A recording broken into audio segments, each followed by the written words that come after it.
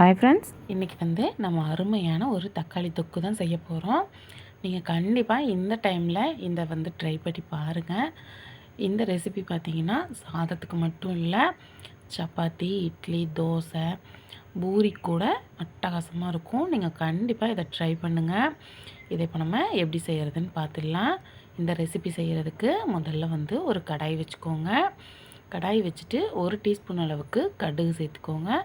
கடுகு லேசாக பொரிஞ்சதும் இதில் 1/2 டீஸ்பூன் அளவுக்கு வெந்தயம் சேர்த்துக்கோங்க. சேர்த்துட்டு ரெண்டையும் நல்லா வறுத்தெடுத்துக்கோங்க. நல்லா கோல்டன் ப்ரௌன் கலர் ஆகிற வரைக்கும் நல்லா வறுத்தெடுத்துக்கோங்க. வறுத்துட்டு இது நல்லா ஆறுனதும் நீங்கள் நம்ம நார்மலாக வீட்டில் இடிக்கிறதுக்கு கல் வச்சுருப்போம் பாருங்கள், அதில் சேர்த்து நல்லா பவுடர் பண்ணி எடுத்து வச்சுக்கோங்க. நீங்கள் மிக்சியில் பவுடர் பண்ணாலும் ஓகே தான். மாற்றிட்டு அதே கடாய் வச்சுக்கோங்க. வச்சுட்டு 1 கப் அளவுக்கு நீங்கள் சமையல் எண்ணெய் சேர்த்துக்கோங்க.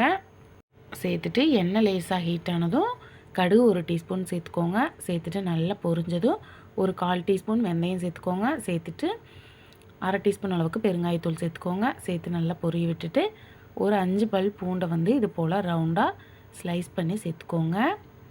சேர்த்துட்டு நல்லா 1 நிமிஷம் வதக்கிக்கோங்க. வதக்கி விட்டுட்டு 1 கொத்து கருவேப்பிலை தழை சேர்த்துட்டு நல்லா வதக்கிக்கோங்க.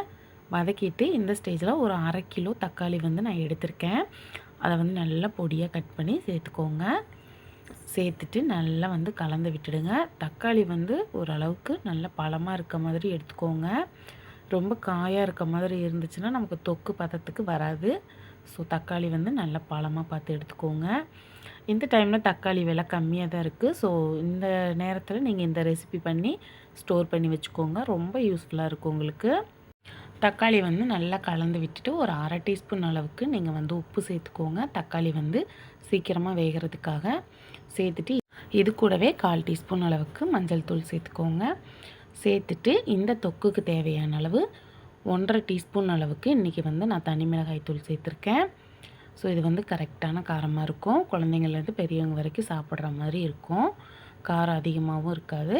ஸோ நீங்கள் 1/2 டீஸ்பூன் அளவுக்கு தனி மிளகாய் தூள் சேர்த்துக்கோங்க. சேர்த்துட்டு இதை ஒரு டைம் நல்லா கலந்து விட்டுடுங்க.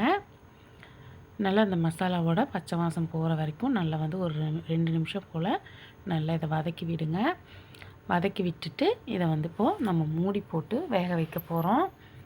ஸோ நல்லா கலந்து விட்டுக்கோங்க. கலந்து விட்டுட்டு இந்த ஸ்டேஜில் நம்ம மூடி போட்டு ஒரு 5 நிமிஷம் ஹை ஃப்ளேமில் வச்சு குக் பண்ணுங்கள். தக்காளி நமக்கு சூப்பராக வெந்து வந்துடும். நல்லா அதுவே மசிஞ்சு வர அளவுக்கு வெந்து வந்துடும். பாருங்கள், இப்போ தக்காளி நமக்கு 3/4 பாகம் வெந்து வந்திருக்கு. ஸோ இந்த ஸ்டேஜில் ஒரு சின்ன நெல்லிக்காய் சைஸுக்கு புளி சேர்த்துக்கோங்க.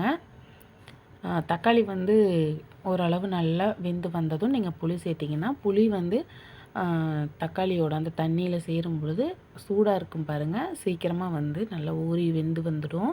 ஸோ அதனால் பயப்படாமல் இந்த ஸ்டேஜில் நீங்கள் சேர்த்துக்கோங்க. புளி எப்படி முழுசாக இருக்க மாதிரி இருக்கும் அப்படின்னு நீங்கள் யோசிக்கவே தேவையில்லை. நல்லா நமக்கு தக்காளியோட மசிஞ்சு வந்துடும். ஸோ நல்லா கலந்து விட்டுக்கோங்க. கலந்து விட்டுட்டு இந்த ஸ்டேஜில் நம்ம ஏற்கனவே கடுகு வெந்தயம் அரைச்சி பொடி பண்ணி வச்சுருக்கோம் பாருங்கள், அதை சேர்த்துக்கோங்க. நம்ம 1 டீஸ்பூன் அளவுக்கு தான் கடுகு, 1/2 டீஸ்பூன் அளவுக்கு வெந்தயம் சேர்த்தோம். ஸோ இதில் இருக்க எல்லா பவுடரையும் நீங்கள் சேர்த்துக்கோங்க. கரெக்டாக இருக்கும். சேர்த்துட்டு நல்லா கலந்து விட்டுக்கோங்க. இந்த கடுகு வெந்தயத்தோட பச்சை வாசம் போகிற வரைக்கும் ஒரு 2 நிமிஷம் நல்லா வதக்கி விட்டுடுங்க. இப்போ இந்த தொக்குக்கு தேவையான அளவு உப்பு சேர்த்துக்கோங்க. நான் 1 டீஸ்பூன் அளவுக்கு உப்பு சேர்த்துருக்கேன். நம்ம ஆல்ரெடி ஒரு 1/2 டீஸ்பூன் அளவுக்கு உப்பு சேர்த்துருக்கோம். ஸோ இதுவே கரெக்டாக இருக்கும். உப்பு சேர்த்து நல்லா கலந்து விட்டுட்டு நீங்கள் செக் பண்ணி பார்த்துக்கோங்க. ஒருவேளை உங்களுக்கு உப்பு குறைவாக இருந்தால் நீங்கள் ஒரு 1/4 டீஸ்பூன் 1/2 டீஸ்பூன் அளவுக்கு செக் பண்ணி பார்த்துட்டு சேர்த்துக்கோங்க. நல்லா கலந்து விடும் பொழுதே இது போல் நல்லா தக்காளியை 1-2 மசிச்சு விட்டுக்கோங்க. அங்கங்கே முழுசாக இருந்தால் நீங்கள் மசிச்சு விட்டு மூடி போட்டு விட்டுடுங்க. மூடி போட்டு ஒரு 5 நிமிஷம் நல்லா லோ ஃப்ளேமில் வச்சுடுங்க. லோ ஃப்ளேமில் வச்சு குக் பண்ணும் பொழுது நமக்கு நல்லா தொக்கு ரெடியாகி நல்லா எண்ணெய் பிரிஞ்சு வந்துடும். பாருங்கள், உங்களுக்கு பார்க்கும் பொழுதே தெரியும் சூப்பராக ரெடி ஆயிடுச்சு. நல்லா எண்ணெய் பிரிஞ்சு வந்திருக்கு. ஸோ அவ்வளோதான் ஃப்ரெண்ட்ஸ், நமக்கு தக்காளி தொக்கு சூப்பராக ரெடி ஆயிடுச்சு. நம்ம காலையில் டைமில் அவசர அவசரமாக சமைச்சிட்ருக்க இந்த நேரத்தில் நம்ம வந்து இதை செஞ்சு வச்சிட்டோம் அப்படின்னா நமக்கு வந்து காலையில் ரொம்ப ஹெல்ப்ஃபுல்லாக இருக்கும். ஸோ கண்டிப்பாக இதை ட்ரை பண்ணி பார்த்துட்டு எப்படி வந்ததுன்னு சொல்லிட்டு கமெண்ட்டில் சொல்லுங்கள். ஓகே ஃப்ரெண்ட்ஸ், இந்த வீடியோ உங்களுக்கு பிடிச்சிருக்கும்னு நினைக்கிறேன். வீடியோ பிடிச்சிருந்தா லைக் பண்ணி ஷேர் பண்ணி கமெண்ட் பண்ணுங்கள். அண்ட் மறக்காமல் நம்ம சேனலை சப்ஸ்கிரைப் பண்ணி பக்கத்தில் இருக்க பெல் ஐக்கானை கிளிக் பண்ணி வச்சுக்கோங்க. அப்போ தான் நான் அடுத்தடுத்து போடுற வீடியோ உங்களுக்கு நோட்டிஃபை ஆகும்.